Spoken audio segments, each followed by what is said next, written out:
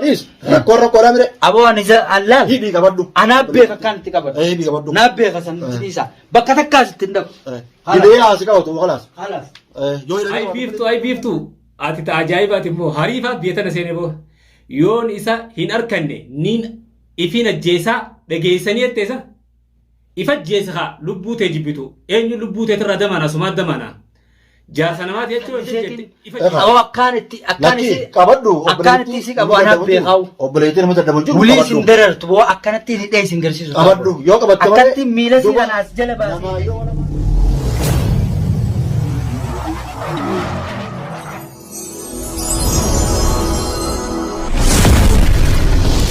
السلام عليكم ورحمة الله وبركاته. هردفتوتا في ديغتوتا چاينال براورو تي في يويا هركفونه ilmaan oromoodha kan biyya keessaa fi biyya ambaa jirtan marti keessanuu duraan dursee salaamtaan tiyata onneerraa margite ta onneerraa buqqaate bikkuma jirtanitti bara dhiitee isin bira haa geessuun isiniin jaa fincilli biiftuutii fi fincilli biiftuu abdiin inni hirkadhaa akkuma itti fufee jira.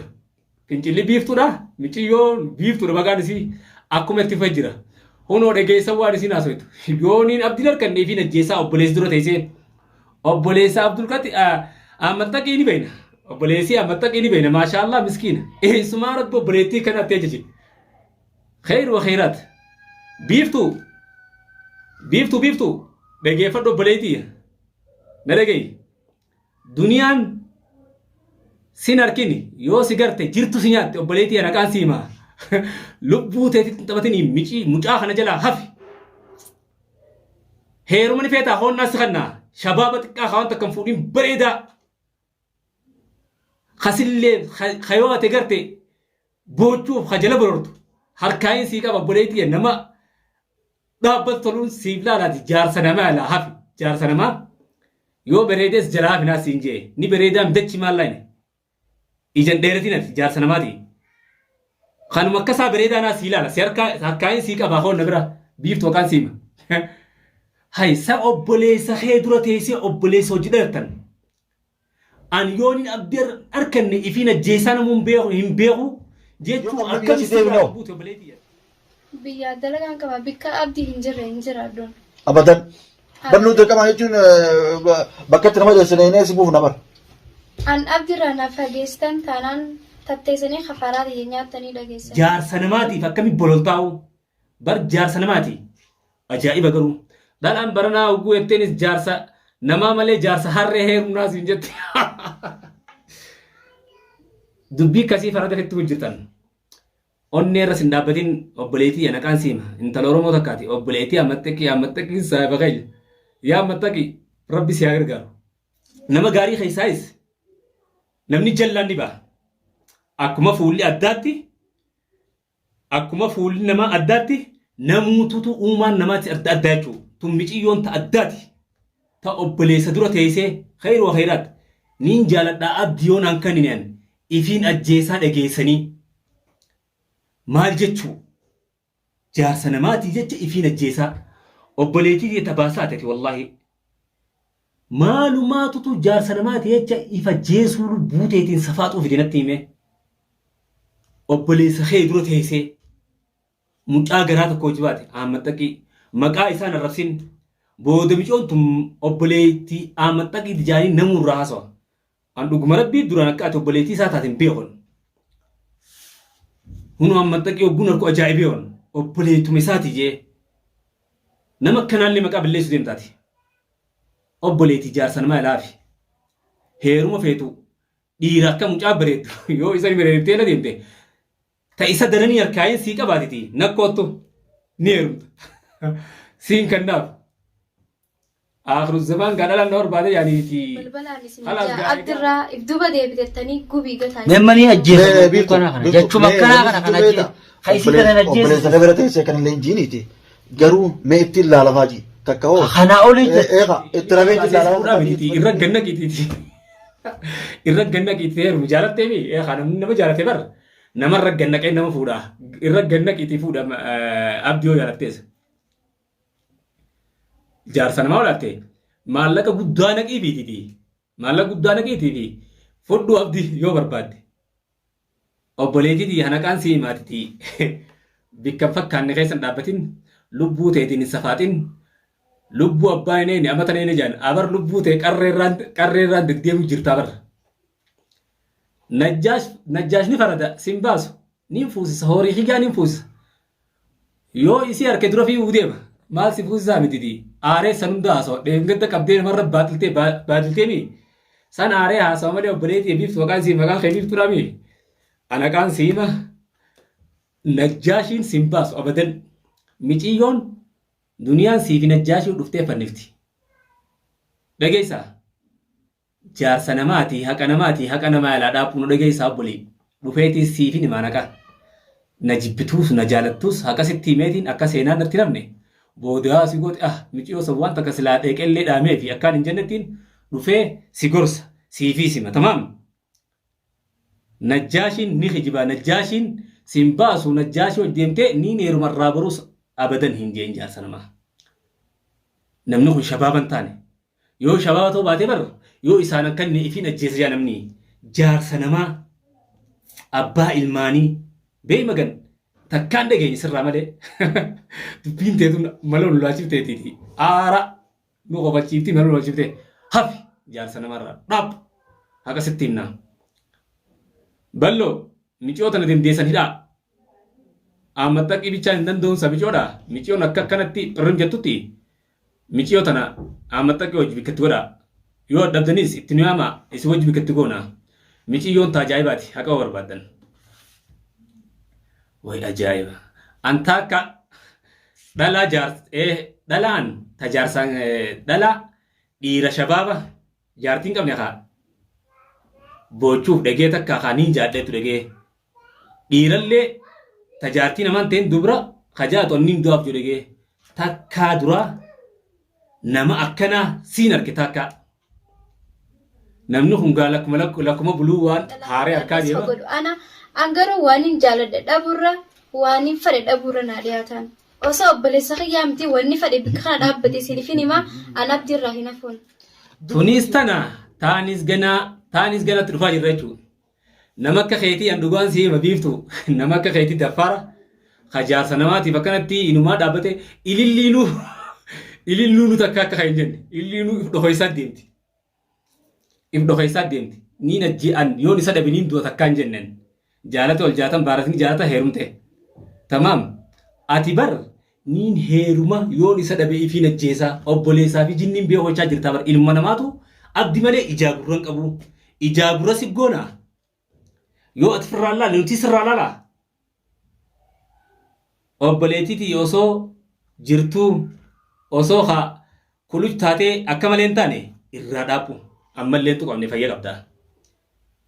Gaafa tuqamte siiboo hunda qabnu beektaa ati obboleettii amatti qiti nama miskiina san mucaa nama hin quune ammattaqiin nama hundaa ta'u nama hundoo waliin ta'u xabiyaan isaa nagayaa xabiyaa akka keetii tana eessaa hojii dhalateen nama irra soo jedhatuun ammattaqiin dhugaan himan siima ammattaqi takka ta'een soo jedhatuun nama irrattiyan obboli if dagattee jirtaati if barbaadi nama if dagatee taate sii xiqqoo bareedu ana hogguu jaarsa jaartii ala ifiin ajjeesaa isaana kan naayettu mataa kee kana daleessimee ol sirraani bareeddi jaarsa namaa bar jaarsa namaatiin hin jaaladha jee jirtaa bar jaarsa namaatiif niin du'ee jirtaa bar if kuman qabdu if quroo haadhu kaabboleetii sarraa hin deemaa eessatti hin deemaa adda bareedaa bar bikkantaan itti deemu jirtaa bar namni bikkataatu deemennaan bikkantaan daban duraa dhiisiitti mirgaan nuuqatu daboonni kana fafa oromoof illee fafa khayru wa khayraat takkanaa hojii takkanaa dhalumannaa dhiisuu irra jiraawu maaluma ati asirra baatee intala xiqqoo tanaa taatee an abdii jechaan du'aa jaartii qabaatus aaddii waliin bulfataa aboo wajji buluu kee hubattee takkaa si fuudhuu kee hubattee inni kun sirra fayyadamuuf haa jiraachuu mala obboleettii biyya dhiirtii biyya tanaatis dhala fayyadamte naqaan siima yoo ati gaa dalagattee waa qabaattee sanfaa si harkaa faa nyaachuudhaaf abdii kana jechuu mala naqaan siiman abdiis dachina lammaroon dhageeffadhu tanaafuu if kabajiititi waan dalagattee si faffacaasiniti xiqqaa akka keetii barbaadadhuuti heerume obboleetii dhalaan heerumaaf uumamte dhuga obboleessinis waan fuudhu namumaaf dhalatte garuu nama jaartii qabu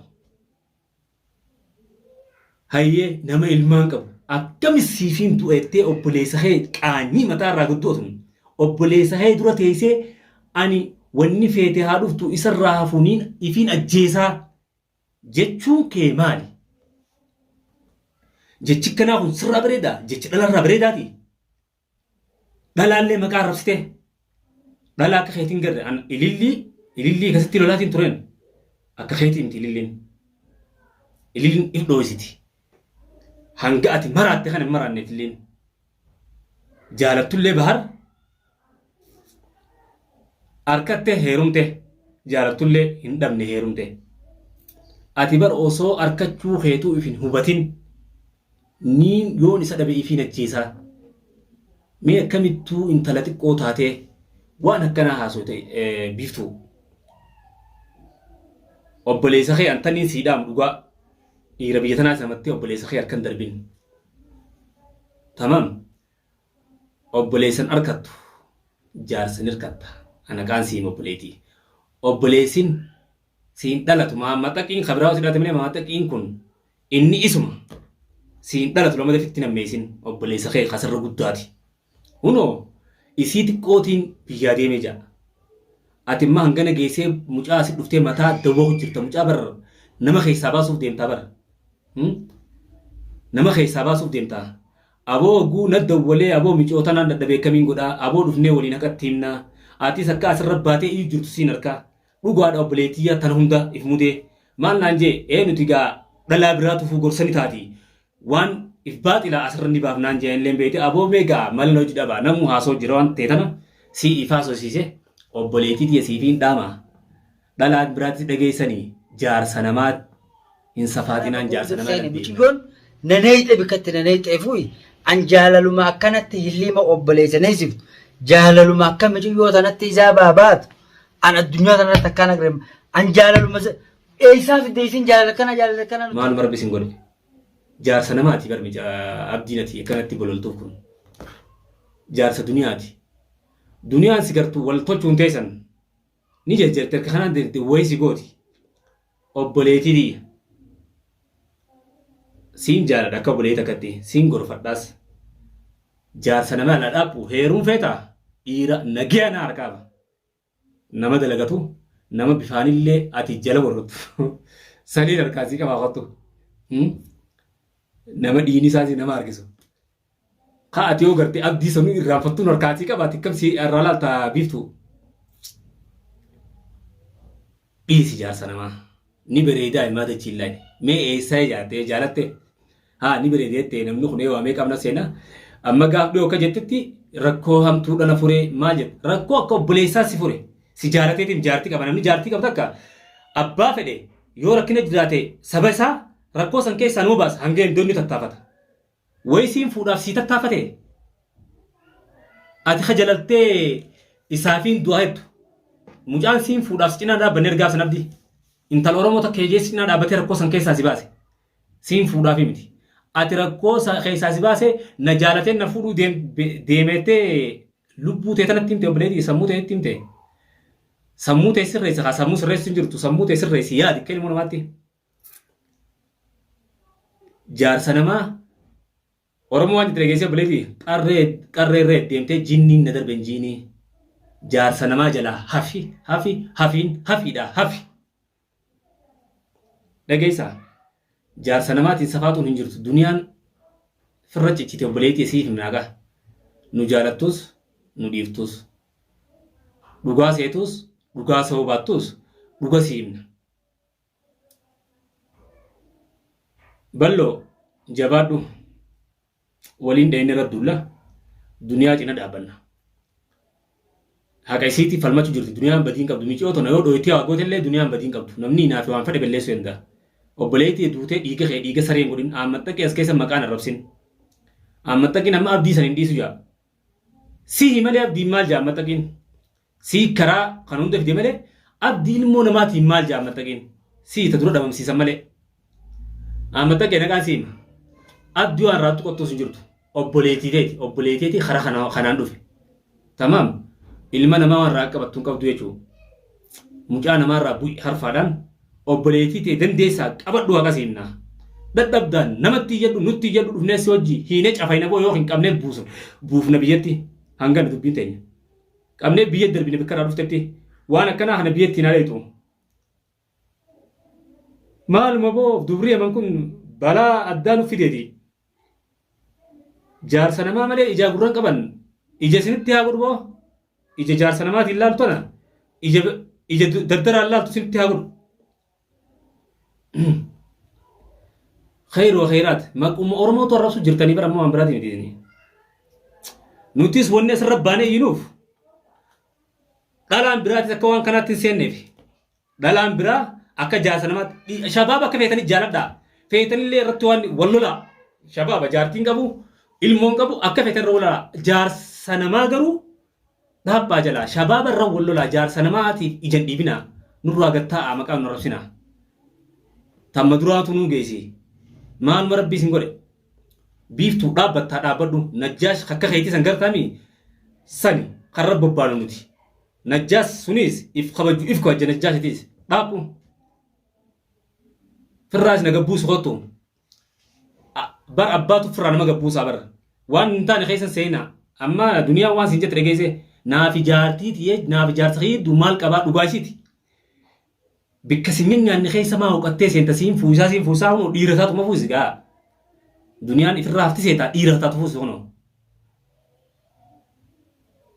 lubbuu teessanii hin dhabtinaa biiftuu najjaash qarreerra si jira dhaabuu jala miciyyoo namaa obboleettii amaxxaqii qarreerra noofin ifi waan feete haasottee fiidee baafattaa micoon fiidee baafachuu hin dandeessu teetii bakuleessanii akkanumatti shannee xogguu namni si dhufeetiti tamaam ka duniyaan akkasitti waywaachifte ganas waywaachifteesi hangumaatti dheenganta sarara baatee haasofteef tamaam miciyyoo namaa qarreerraa hin deemin takka naati obboleeyyan kiyya rabbiin bara khayrii rabbi haa godhu dubrii karaanis cufame nutti as dachee nu maraachaa jira takka naati hanga viidiyoo biraa qabannee walitti onneerraan isin jaaladha salaamtaanni kiyya ka onneerraa burqee isin bira haa ga'uun isin hin jaa nageen naa jiraadha assalaamu alaikum wa rahmatullahi wa barakaatuh isinin jaaladha bye